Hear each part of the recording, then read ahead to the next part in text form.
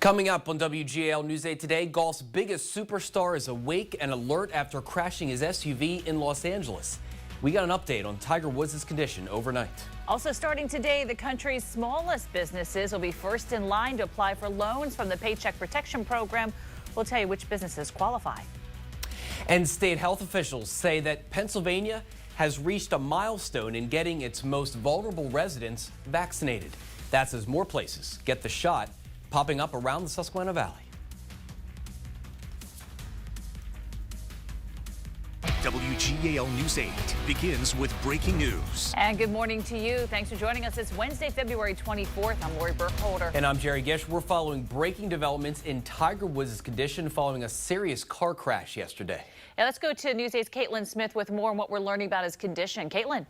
Good morning. Golf superstar Tiger Woods is recovering from leg surgery this morning after being hit in a crash. He was hurt yesterday in suburban Los Angeles. A representative for Woods tweeted on Tiger's account overnight saying he is awake, he's responsive, he's also recovering in his hospital room. Police say Woods crashed into a median. Here you see his vehicle rolled over several times on that steep downhill stretch of the road. Woods' surgeon said he had multiple open fractures to his lower right leg. He now has a rod in his tibia and screws and pins in his ankle following that surgery. First responders say Woods was wearing a seatbelt and showed no signs of impairment. Other golfers have sent their well wishes. I'm sick to my stomach. You know, it hurts to see one of your, now my closest friends, you know, get in an accident, and man, I just hope he's all right. Woods is also coming off his 5th back surgery a month ago, stemming from previous spine injuries. The cause of that crash is still being investigated, but officials do say that speed may have played a factor. Back to you. All right, thank you very much. Let's get a check now on the weather forecast on this Wednesday morning. Hey, Christine, I'm looking forward to my 50-some degree temperatures today. Oh, yes. Oh, yes. So today is the day, and the 50s are on. Let me show you what we're dealing with right now. We have some high clouds coming in from the west. Aside from those clouds, that's about it. We are going to be seeing mostly sunny skies here later today, and we're looking for warmth. The warmest day, hey, of the year so far, with a high of 54 degrees. Right now, it's 29 in Harrisburg, 36 Lancaster, the same in Chambersburg and Gettysburg. Sustained winds, they've dropped off since yesterday, but it still might be a little breezy this afternoon. This time, those winds come from the south, and they're delivering warmer air. Look at those highs in the low 50s. Loving it. Back to you. All right, thank you very much, Christine. Pennsylvania, now a major step closer to getting a vulnerable part of the population vaccinated against the coronavirus. Resident and staff member at nursing and personal care homes who wanted the vaccine have gotten at least that first dose. More than 600 facilities have administered both those doses. This is done through a federal partnership with CVS and Walgreens. This is an important milestone for Pennsylvania, and it marks key progress in ensuring that our most vulnerable residents get the vaccines.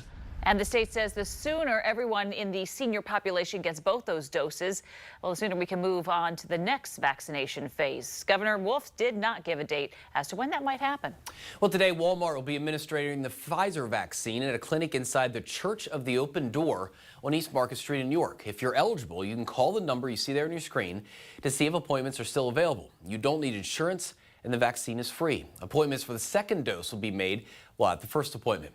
The clinic will run through Friday. And Penn State Health has 2 new ways to sign up for appointments and also to get notified if a vaccine is available for you. They've got a website. The address is vaccine-scheduler.pennstatehealth.org. So you can call that number you see on your screen too, 1-844-774-8883. Penn State Health has opened 4 vaccination sites for those in Phase 1A to make those appointments, including 2 in Hershey and Camp Hill. The health system says it'll have more appointments as vaccines become available. State says more than 2 million doses of the vaccine have been given to people in Pennsylvania at this point. More than 914,000 people have received their first dose of the vaccine. That's about 7% of the state's population. Nearly 560,000 people have gotten both doses, or 4% of the population. Here in the Susquehanna Valley, more than 114,000 people now have gotten their first shot, with more than 74,000 people now fully vaccinated. New this morning, the government will again increase the amount of coronavirus vaccines sent to states on a weekly basis. The White House COVID-19 response team announced states will share 14.5 million doses weekly. That's an increase of 1 million doses. Also new this morning, small businesses and also nonprofits with 20 or fewer employees will be the only ones, I should say, allowed to apply for that Paycheck Protection Program loans for the next 2 weeks.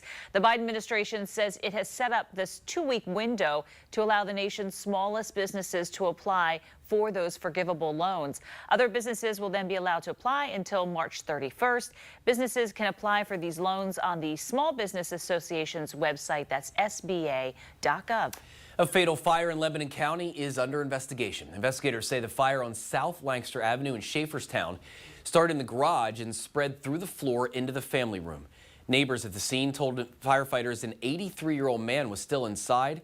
Fire crews were unable to reach him. It's a bad feeling. I mean, to know there's somebody in there and you can't get to them.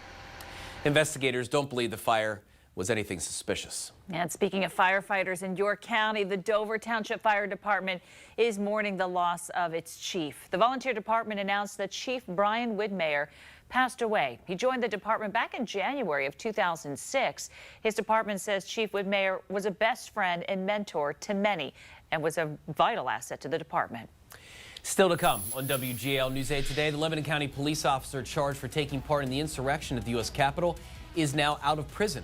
That's the security officials in charge of protecting the Capitol assigned blame for the security breach. Also, what the Biden administration is planning to get more Americans to wear masks.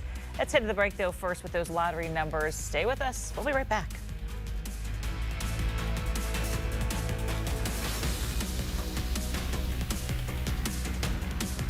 This Black History Month, the Trailblazers, their guidance for the path forward. I hope for more equality and peace. WGAL 8 Project Community presents History and Hope. I wouldn't say that it was easy by any means. The moments that shaped America. Took a lot of time to get on the right track. The trials that made us. I would say to your generation, you be who you want to be. Join us for the conversation and the lessons for future generations. WGAL 8 Project Community, History and Hope. The Hyundai Elantra was named the 2021 North American Car of the Year. Winning the industry's most prestigious award is a pretty big deal, so we're going big with the celebration too.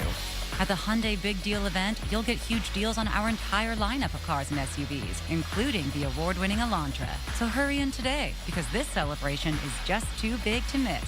For President's Day, lease a Tucson for $159 a month, or get 0% APR for 60 months plus $500 bonus cash. Offers end March 1st. WGAL 8 celebrates Black History Month in the Susquehanna Valley. On March 2nd, 1962, Philadelphia basketball great Wilt Chamberlain put the Susquehanna Valley in the NBA record books. That night, the New York Knicks battled the Philadelphia Warriors at the Hershey Sports Arena. Chamberlain averaged more than 50 points per game, but that Friday night he was on fire.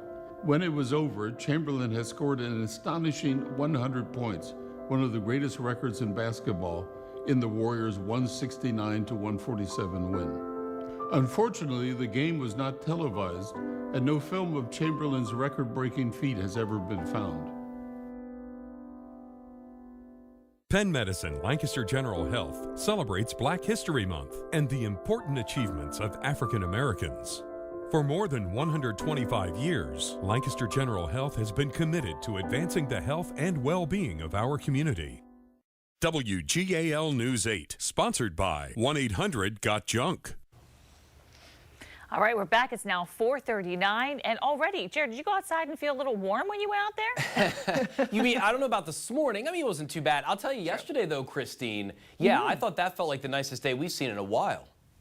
We hit the upper 40s yesterday, so that was kind of a preview of what's coming up today, right? Let me show you your weather planner for today. We're calling for just a couple of passing clouds here this morning, plentiful sunshine through the afternoon. That high is 54, and then we'll see increasing clouds this evening. There could be a shower in northwestern counties before, say, 7, 8 o'clock, but then those showers really fizzle out as they move southeast, so I'm not expecting much in the way of rain late this evening.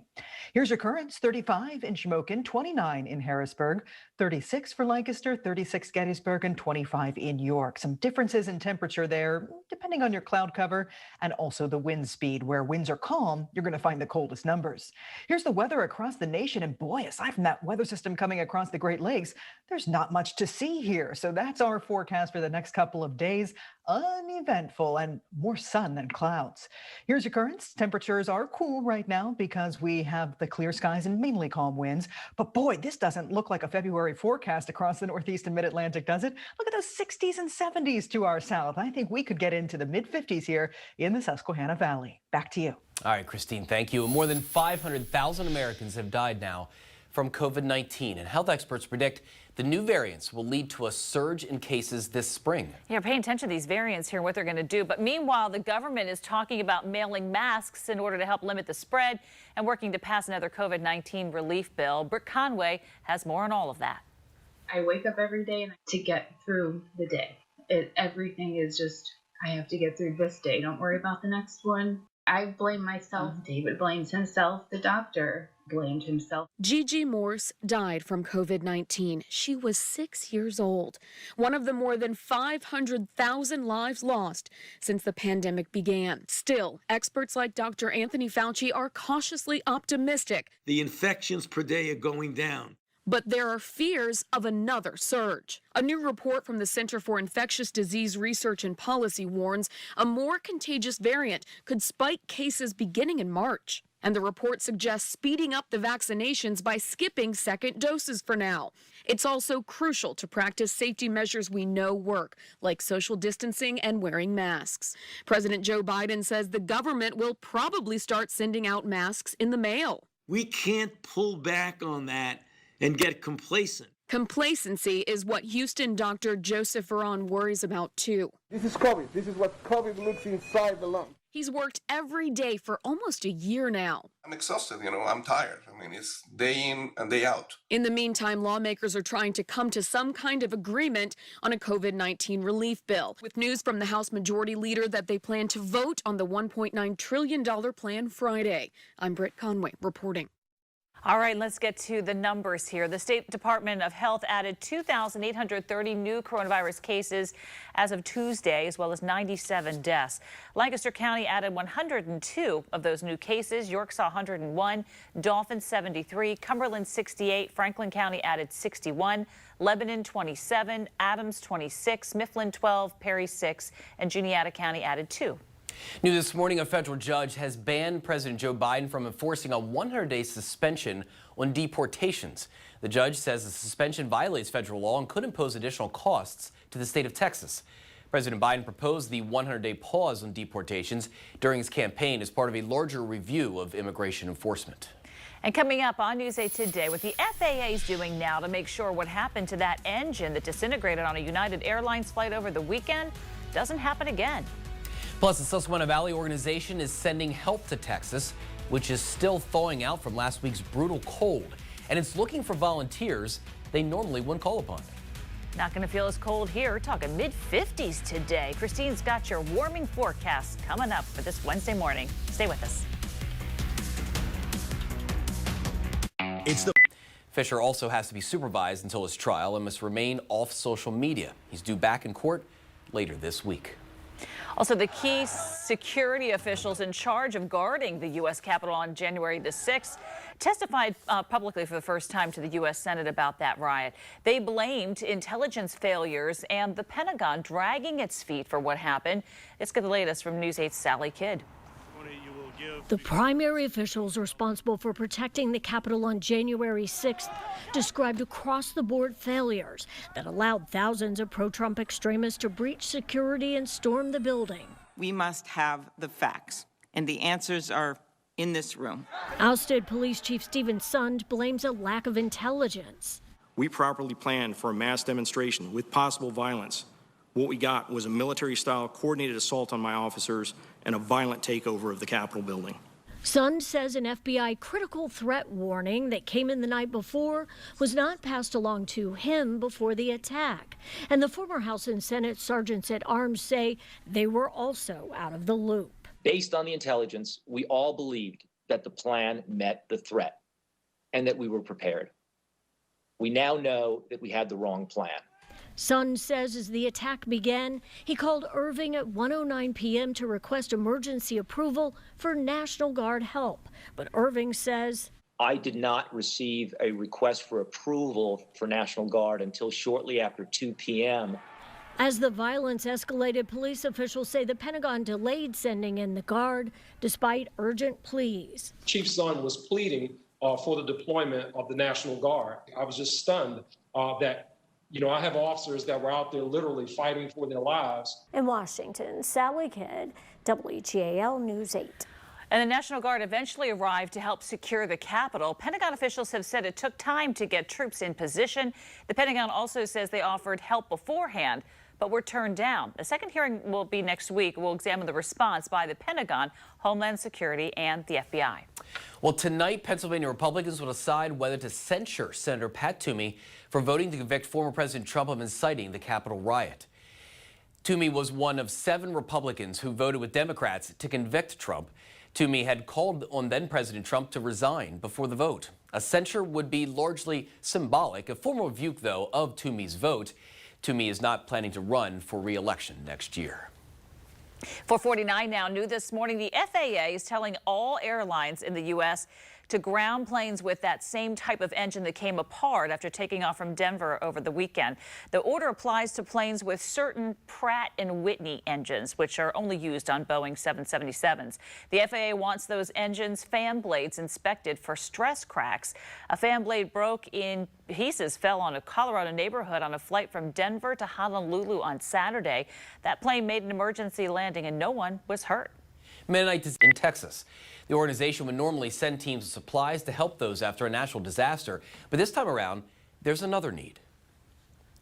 Really looking for kind of a specialized group of volunteers this time, people who have experience with plumbing repairs. You don't have to be a licensed plumber, you don't have to be an apprentice, but you need to know your way around plumbing. If you'd like to volunteer your time, call the number you see there on your screen or register online at mds.volunteermatrix.com. You can also make a donation at mds.mennonite.net. Just select 2021 Texas Freeze in the drop-down menu. Yeah, those folks really weren't prepared for what hit them. I kind of feel bad for everything that's happening over there. A lot of people have family there and friends there. I've been hearing from a lot of you, so. Absolutely. No, it's amazing how this is drug out and the problem continues there, and we just feel for everybody dealing with that. It's kind of the opposite situation now as we hit the middle of the week here, Christine. We're warming up. We're WGAL News 8 Today with Lori Burkholder, Jerry Gish, and meteorologist Christine Ferreira. A Lebanon County police officer facing charges in connection with the Capitol riot is being released. Yeah, a federal judge says that North Cornwall police officer Joseph Fisher has to now stay in the custody of his wife until his trial. Prosecutors say that the video footage shows Fisher inside that Capitol building and fighting with officers. You can see a picture here of that. Now, the judge ruled Fisher has to stay in the Middle District of Pennsylvania except to travel to court functions in D.C. He also has to be supervised until his trial and remain off social media. He's due back in court later this week. 5:16 now, and this morning Congress is preparing to continue its investigation into that deadly attack at the Capitol back in January. In front of senators yesterday, security officials claimed missed intelligence was to blame for the breach. Now it's the House's turn to probe, and Jared Hill is in our Washington bureau with a look ahead. Jerry and Lori, a big focus today is on the damage from the January riot, not just to the Capitol building itself, but also to the people who work there, from congressional staffers to the folks left cleaning up the mess after spending hours on lockdown. This comes after yesterday's joint Senate hearing where security officials responsible for protecting the Capitol described failures across the board. They said some intelligence warnings never made it up the chain of command, in particular, one from the FBI that came in the night before the attack, but the former Capitol Police chief said he didn't know about it until 2 days ago. Meanwhile, there are still questions about what law enforcement knew beforehand and why Capitol Police were so unprepared. Based on the intelligence, we all believed that the plan met the threat and that we were prepared. We now know that we had the wrong plan. I was just stunned that I have officers that were out there literally fighting for their lives. Now, there are more hearings scheduled for tomorrow as well as next week as lawmakers try and figure out the best ways to secure the building and the complex while keeping it also open and accessible to the public. Reporting in Washington, I'm Jared Hill for WGAL News 8. New this morning, the FAA is telling all airlines in the United States to ground planes with the type of engine that came apart after taking off from Denver this past weekend. This order applies to planes with certain Pratt & Whitney engines, which are used only on Boeing 777s. The FAA wants the engine's fan blades inspected for stress cracks. A fan blade broke and pieces ended up falling off. You see here the engine. This was in Colorado over a neighborhood. That flight was from Denver to Honolulu on Saturday. The plane did have to make an emergency landing. No one was hurt. Agent overnight detailing his injuries and his current condition. Says that Woods was treated for complex fractures in his right leg. So doctors put a rod in his leg and then used screws and pins to stabilize his ankle and foot. Woods was awake and responsive and recovering at a hospital in Los Angeles. That was as of early this morning. Now, an investigation is underway into what caused his SUV to go off the road in Los Angeles County yesterday morning. Take a look. You see the damage there, pretty significant. It crossed the road and rolled several times down a hill. Woods actually had to be pulled from that vehicle. Rescuers, though, did say that he was awake that entire time and that his seatbelt likely saved his life. Back to you. All right, thank you very much, Caitlin. All right, let's get a check on the forecast now and what finally, and it's almost the end of the month, we have a nice February day. Finally. During the assault, and why did it take so long for the military to arrive? Coming soon, vaccine makers in the hot seat on Capitol Hill promising to produce more doses by spring. But when will those shots get in our arms? Party off as spring break season arrives. The new coronavirus concerns and the Florida mayor who says don't even try to break the rules. We will arrest you. We will ruin your time here. Just ahead, the steps already being taken to avoid a new surge. Those stories, plus here comes the sun. After 2 weeks of brutal cold blanketing much of the country, Al says a big warm-up is on the way. So let there be light today, Wednesday, February 24th, 2021. From NBC News, this is Today with Savannah Guthrie and Hoda Kotb, live from Studio 1A in Rockefeller Plaza. And hi, everybody. Good morning. Welcome to Today. It's a Wednesday morning. We're glad to have you with us this morning. We certainly are. We're going to get right to our top story. Legendary golfer Tiger Woods hospitalized after that terrifying rollover accident in Southern California. And overnight, we heard from Tiger's camp for the very first time. They tweeted he is awake, responsive, and recovering after emergency surgery to repair significant injuries to his leg. Let's walk you through how everything played out. The accident happened at 8:12 Eastern time, about 30 miles south of L.A. It was so severe, Woods needed to be extricated from his badly damaged SUV. 4 hours later, the Los Angeles County Sheriff's Department tweeted about the crash. And then during their first news conference, officials revealed Tiger was conscious when the first deputy arrived on the scene, that they are looking into speed as a possible factor in the crash, and that there was no immediate evidence that Tiger was impaired in any way. Yeah, we have full coverage for you, including an interview with the deputy who kept Woods talking until the emergency crews arrived at the scene. But we will begin with Craig, who made his way out to California overnight. Hey, Craig, good morning. Hoda, Savannah, good morning to both of you. We are outside Harbor UCLA Hospital. This is where Tiger Woods underwent that surgery for several hours after that terrible crash. He is recovering here this morning. Overnight, the hospital revealing in a statement that Woods suffered catastrophic injuries, leaving his career in doubt. Authorities say the investigation could take weeks to complete. They're going to be looking into whether distracted driving or speed were factors. And there's a black box in that SUV that could hold some crucial information. We have a rollover with someone trapped. The victim of that terrifying crash, golfing great Tiger Woods. Overnight, his official Twitter account reassuring fans that he's currently awake, responsive, and recovering in his hospital room. The 45-year-old suffered multiple injuries to both legs and was rushed to a local trauma center where he underwent several hours of surgery. Doctors revealing in a statement Woods fractured his tibia and fibula, the leg bones below the knee, and had to use a rod to stabilize them. They also inserted screws and pins into his foot and ankle. I will say that it's very fortunate that Mr. Woods was able to come out of this alive. Sheriff's Deputy Carlos Gonzalez was the first on the scene. I asked him what his name was. He told me his name was Tiger, and at that moment I immediately recognized him. He seemed as though he was lucid and calm. Woods' SUV, which was traveling at a greater than normal rate of speed according to authorities, flipped over multiple times. No skid marks, no braking. So apparently the first contact was with the center median, and from there then crossed into opposing lane of traffic, hit the curb, hit a tree, and there was several rollovers during that process.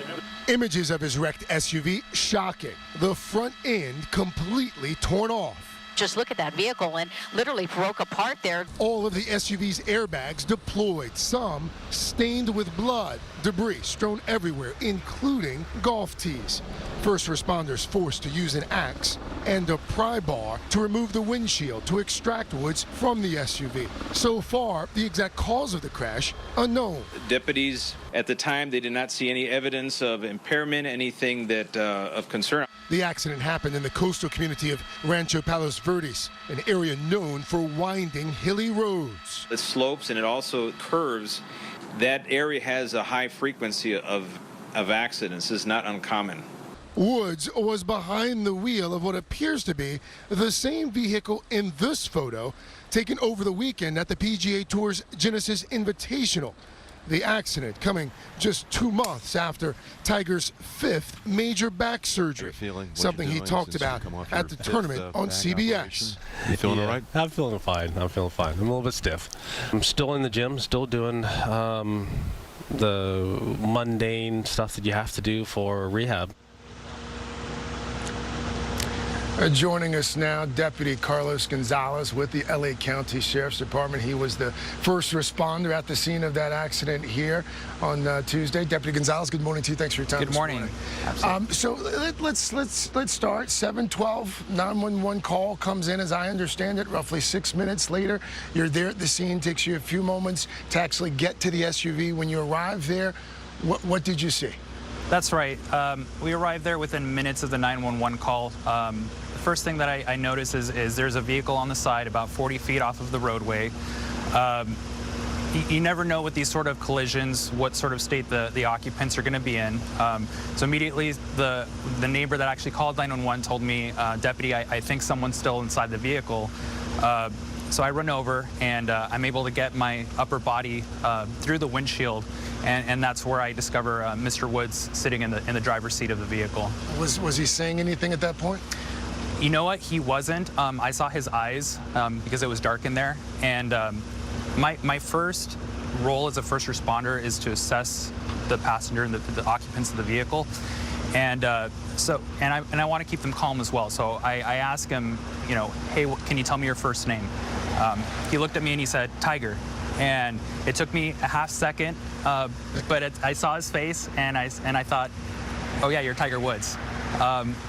But of course, I've got a job to do, so I immediately went into assessment questions to kind of gauge what his condition was in and what his mental state was at the time.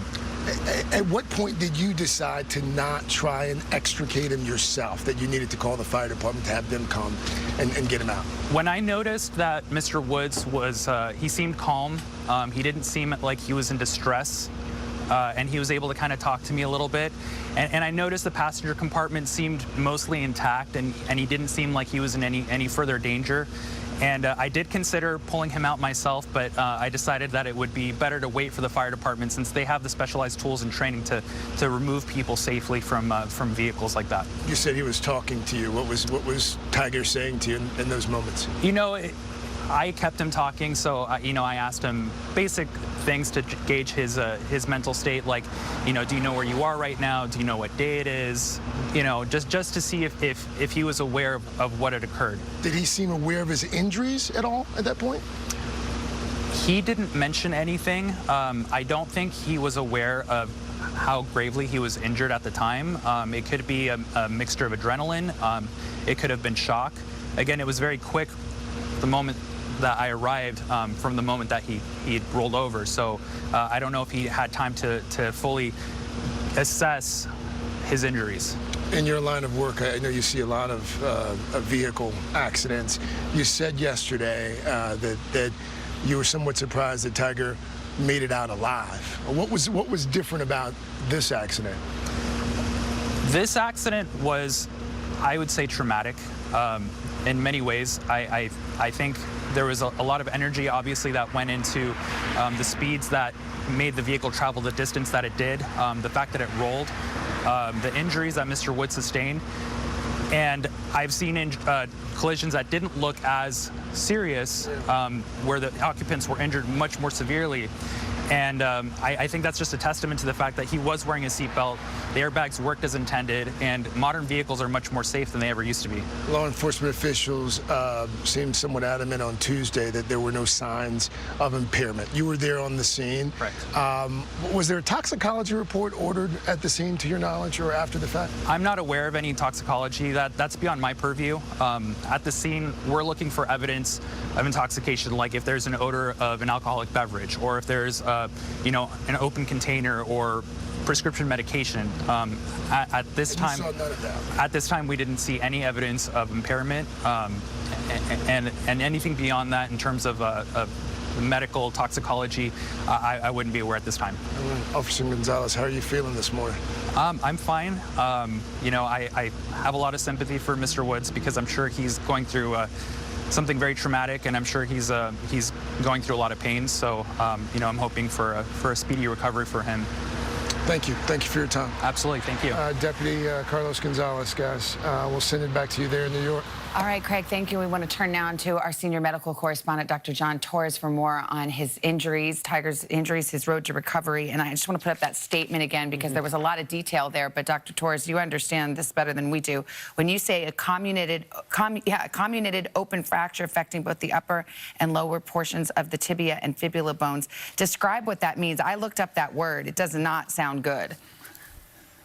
And you're right, Savannah, it doesn't sound good, and it's not good for his recovery. Comminuted basically means that bone was broken in multiple parts. It was not just a clean fracture. He had multiple fractures, so when they go in surgically, they have to repair all those pieces, piece them all back together and make sure it's stable. The open part means that it has broken through the skin. The concern there, once it breaks through the skin, is there's a high degree of possibility of infection, not just to the skin, but to the bone itself. And that's when you can start having complications. So between those two things, they had required a lot of surgery to get that bone back to where it's supposed to be and get that bone stable, Savannah. Dr. Torres, there's a lot of talk about pins and rods and things like that. But before it even got to that level, there was something else in the doctor's statement that kind of jumped out to, I think, a lot in the medical profession. It said this: trauma to the muscle and soft tissue of the leg required surgical release of the covering muscles to relieve pressure. What did that mean? So, Hoda, when it comes to emergencies with leg injuries, this is one of the true emergencies. What happens is pressure starts building up because of swelling in that part of the leg, and it builds up to such a high point that it cuts off circulation and it causes nerve damage if it's not taken care of quickly. And so what surgeons do is they go in and they basically release that pressure by opening up the muscle, exposing it to the outside so that it has a way to relieve the pressure, and that lets the circulation flow, that lets the nerve not be damaged. That's the true emergency behind everything that's happened here to Tiger. And what was the worry there if they weren't able to do that? The big concern was amputation, because if he doesn't get that done quickly, and by quickly I mean within an hour or so, he could be looking at an amputation of that leg. Well, and now let's talk about recovery. A little later, we're going to talk to Mike Tirico about his sports future, but the more immediate concern is having to learn to walk again. What does that rehab and recovery look like, and is the prognosis good? So he has around 6 weeks of recovery just from the fractures. But if you look at the fractures, he's got fractures to the leg, multiple fractures. He also has fractures to the foot and ankle. And depending on what they had to do to the ankle, that's going to be the hard recovery period. So he's going to get the usual post-recovery from a fracture, muscle atrophy, having to go back and learn how to walk again to make sure he builds up that muscle. That's going to take a few months. But if he had to get that ankle fused, or if he had any big procedures done to that ankle, they're going to limit mobility. That's going to take longer to recover. And he truly might never get that mobility back he had before, which could definitely impact the way he plays. All right, Dr. Torres, always good to get an ER doc, a trauma doc, his expertise on a morning like this. Thank you. We really appreciate it. Thank you. You bet. Meantime, the January 6th insurrection at the U.S. Capitol was in the spotlight during the Senate's first major hearing into the failings of that day. Former top officials responsible for security testifying that a failure of intelligence agencies and a sluggish response from the military left them dramatically unprepared. NBC's Justice correspondent Pete Williams joins us with details. Hey, Pete, good morning. Hoda, those former officials say there were 2 breakdowns in getting critical intelligence from the FBI and help from the National Guard. But they also admitted that Capitol Police were not trained or equipped for what hit them January 6th. Instead of a riot by an armed mob, the former Capitol Police chief says intelligence reports in the days before the siege predicted something very different, an event similar to earlier pro-Trump demonstrations with the potential for some violence, but not an all-out attack on the presidential vote count. The breach of the Capitol was not something anybody anticipated, nor do I think some of our federal partners expected it. I don't think Secret Service would have brought up the vice president if they expected it. Sun told a Senate hearing that a raw FBI intelligence report did come in the night before the riot, warning of an attack on the Capitol, but never got to him or the police leadership. The Washington, D.C. police chief says it was an email easily missed. I would certainly think that something as violent as an insurrection of the Capitol would warrant a phone call or something. The hearing also exposed confusion and delays in getting National Guard help.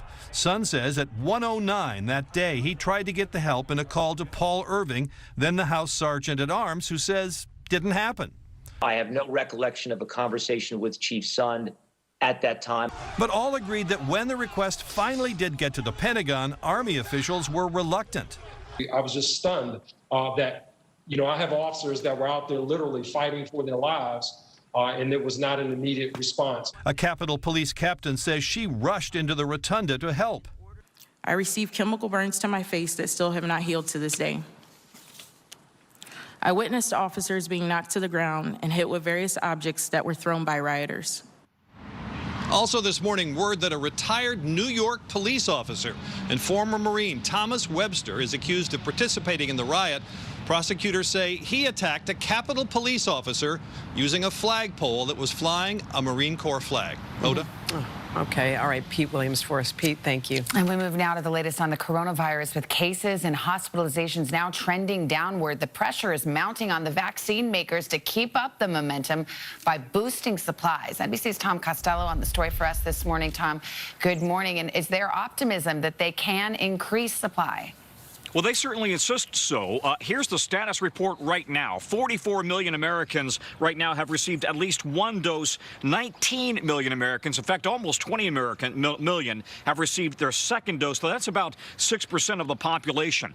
These 5 vaccine makers say that they are going to meet their obligations that they've already committed to in terms of vaccine rollout. And in fact, they say they're stepping it up right now. Listen to these numbers. Pfizer, 300 million doses, it says, by the end of July. As you know, Pfizer and Moderna already being circulated. Moderna, 300 million doses by the end of July. Johnson & Johnson hoping for emergency authorization next week, 100 million by the end of June, 20 million by the end of March. AstraZeneca still not approved, but it will have 300 million doses as well, but it says it will take time. Novavax, not yet approved, says it could produce 100 million. So you add all of those doses together, we're talking about 1 billion doses of vaccine. And that would suggest we could be in a situation of having excess amounts of vaccine sometime later this year. In fact, maybe towards the end of the summer. And these executives suggested that would allow the United States to not only stock up for next fall, but in addition, also send some of that excess overseas. Savannah. And they were also asked about what they know on how long that protection lasts once you get fully vaccinated with the 2 shots. What did they say? Yeah, and they still don't know. They say, listen, this is a brand new vaccine. All of them said this, a brand new vaccine, and it's going to take months, if not years, to know how long the protection lasts when you get a dose. But they say that's the reason why they're talking about booster shots, potentially every year, to help protect you against the new variants of the virus that come out, just like the flu. All right, Tom, thank you for the update. Appreciate it. All right, it is 7:19. How about we get a check of the weather from our guy, Mr. Roker? Who'd like some more?